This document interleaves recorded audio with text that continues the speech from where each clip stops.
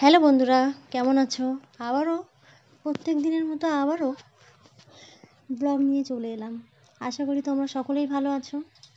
দেখেছো তুলসী গাছগুলো, তুলসী গাছে জটা ধরেছে, খুব সুন্দরও লাগছে। এবং সকাল সকাল পান্তা ভাত খেলাম।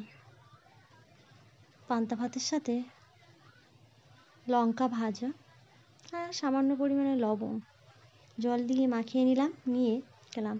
কার কার পান্তা ভাত খেতে ভালো লাগে অবশ্যই কমেন্ট করবে। আমার তো খুবই ভালো লাগে পান্তা ভাত খেতে, যদি কাঁচা পেঁয়াজ থাকে আরও জমে যায় খেতে।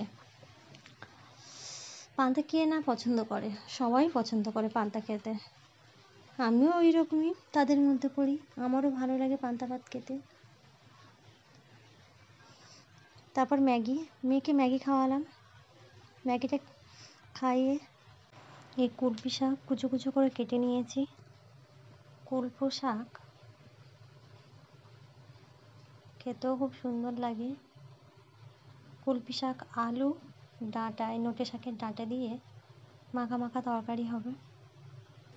আর হবে এই ডিম কেটে রেখেছি, ডিমের ঝোল হবে। অবশ্যই কমেন্ট আর সাবস্ক্রাইব পাশে থাকবেন।